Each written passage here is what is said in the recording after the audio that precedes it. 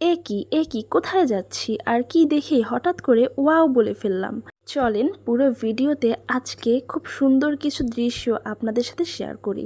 So hello everyone, আসসালামু আলাইকুম। Nusrat casual life থেকে সবাইকে স্বাগতম নতুন আরেকটি ভিডিও দেখার জন্য। আজকে অনেক দিন পর আপনাদের মাঝে আমি আবারও একটি ভ্লগ ভিডিও নিয়ে চলে আসলাম। আচ্ছা, আপনারা কি আমাকে ভুলে গিয়েছেন? বেশ কিছুদিন যাবৎ আমি পেজে রীতিমতো আপডেট দিতে পারি না বলে আমার নিজের কাছেই খারাপ লাগে। ঘটনা যেটা হয়েছে, আজকে অনেক দিন পর ভাবলাম একটু শৈশবে ফিরে যাই। সেই জন্যই কিছু সুন্দর সুন্দর দৃশ্য আপনাদের সাথে আজকে শেয়ার করতে পারলাম। আমাদের প্রতিটা মানুষের শৈশব কিন্তু অনেক বেশি সুন্দর। আমরা সবাই যে বয়সটা এখন পার করতেছি, এই বয়সে এসে আসলে আমাদের শৈশবে বারবার ফিরে যেতে মন চায়।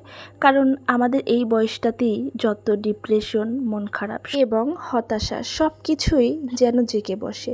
তো ভিডিও শুরুতেই ওয়াও কেন বললাম জানেন? এই যে দেখেন কি যে সুন্দর সুন্দর ফুল, এইখানে দেখে আমার মনটা পুরাটাই ভালো হয়ে গিয়েছে। আর আমি বারবার বলি একটা কথা, আপনাদের যদি কখনো মন খারাপ হয় তাহলে আপনারা আপনাদের প্রাইমারি স্কুল এবং হাই স্কুলে ফিরে যান। কারণ আপনার সেই চিরচেনা জায়গাটি আপনার মন ভালো করে দেওয়ার জন্য যথেষ্ট। ফুল তুলতে তুলতে অনেক ভারী ভারী কথা বলে ফেললাম। যাই হোক, কথাগুলো কিন্তু সত্যি, আপনারা আমার সাথে মিলাই নেবেন। তো দেখেন আমি আবার কানে ফুল দিয়েছি। তো এরকম একটা কানে ফুল দেওয়া ছবি আমি কিন্তু অলরেডি আপনাদের সাথে শেয়ার করেছিলাম। সেখানে আপনাদের অনেক অনেক লাইক অ্যান্ড কমেন্ট পেয়েছি। সবাইকে অসংখ্য ধন্যবাদ। হলুদ রঙের ওই ফুলগুলোর নাম দিয়েছি আমি মিনি সূর্যমুখী ফুল। আপনারা এর সঠিক নাম জানলে আমাকে জানাবেন।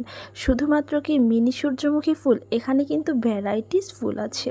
এরপরে আমি আরও কিছু ফুল তুলে নিচ্ছিলাম। এই ছোট্ট ছোট্ট ফুলগুলো আমাকে বারবারই মুগ্ধ করে। আপনাদের কাছে এই ফুলগুলো কেমন লাগে আর এই ফুলগুলোর সঠিক নামটা কিন্তু অবশ্যই আমাকে কমেন্ট করে জানাবেন, কারণ এর নাম আমি জানি না। তো দেখেন এত সুন্দর লাগছিল যেটা বলার বাইরে, আপনারা নিজেরাই তো দেখতে পাচ্ছেন। পুরো মাঠ ভর্তি এই গাছগুলো, জাস্ট ওয়াও। এইদিকে আমার কাজিনও ভিডিও করতেছে, সেও কিন্তু একজন ছোটোখাটো ভ্লগার। তো এই দিকে দেখেন আমি ফুলগুলোকে নিয়ে একটু ছবি তুলছিলাম। ছোটোবেলায় যখন পরীক্ষায় আমাদের বিদ্যালয় সম্পর্কে রচনা আসতো, বিশ্বাস করেন ভাই, তখন আমার মাথায় কোনো কথাই আসতো না। আর এখন যেন কথার বাদ শেষ হচ্ছে না। মানে নিজের স্কুল সম্পর্কে যে কত কথাই বলতে ইচ্ছা করে। আর দেখেন এখানে আবার শুভ্রতার ছোঁয়া।